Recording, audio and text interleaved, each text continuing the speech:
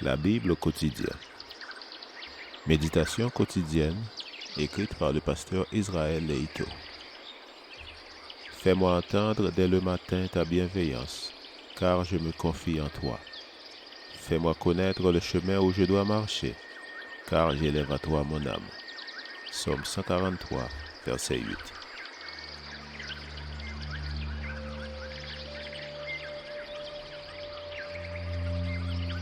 Aujourd'hui, le 1er mai, pas tout ce qui se trouve dans la Bible.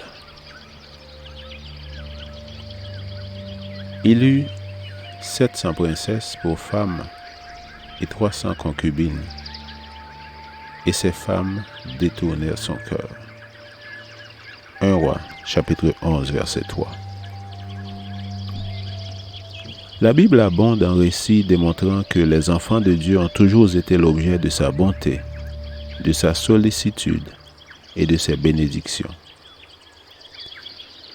Innombrables sont les manifestations de l'amour divin. En revanche, rares sont les exemples où l'homme fait preuve d'une loyauté sans faille envers Dieu. Invariablement, la Bible décrit ses faiblesses, son péché, sa désobéissance et sa cruauté. Toutes les expériences enregistrées dans la Bible ne sont pas forcément des exemples à suivre. En effet, de nombreuses actions humaines y sont rapportées afin de nous enseigner ce qu'il ne faut pas faire.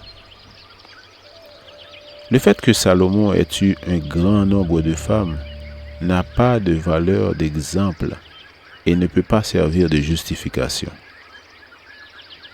Il a péché non seulement par le nombre de ses femmes, mais aussi parce qu'elles étaient étrangères. Dieu ne haïssait pas les étrangères, car le Christ mourrait pour elles aussi. Mais ces femmes égareraient Salomon et l'influenceraient à pratiquer leur religion. Salomon le sage en fut bientôt au point où la sagesse lui était devenue inutile. Autrefois juge, perspicace et juste, qui avait su découvrir la supercherie et rendre un enfant à sa vraie mère, il était devenu un vieillard entraîné par ses femmes dans des cultes païens. La sagesse qui émane de la crainte de l'Éternel ne l'habitait plus. La multitude des femmes ne fut pas la seule transgression de Salomon. Il transgressa aussi la loi en introduisant des chevaux à Jérusalem et en accumulant des richesses, selon Deutéronome, chapitre 17, versets 16 à 18.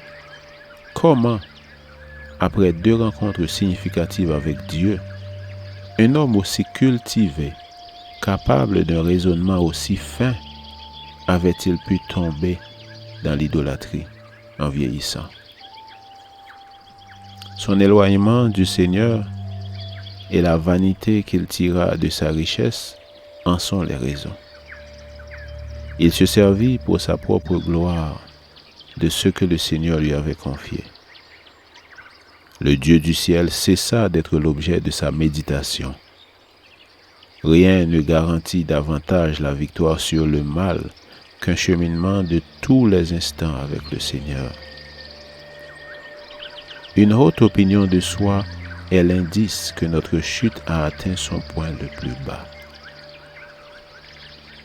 L'histoire de Salomon se répète tous les jours dans l'existence de celles et de ceux qui, se croyant forts et fermes, finissent par abandonner l'Éternel pour se fier à leur propre force et vivre sans dépendre de la main du Tout-Puissant. Que ce jour soit un jour de victoire pour chaque enfant de Dieu, car celui qui fait preuve de négligence aujourd'hui court le risque, s'il n'y prend garde, de s'engager irrémédiablement sur les sentiers du mal. Seul un cheminement en compagnie du Seigneur est pour lui la garantie du salut. Amen.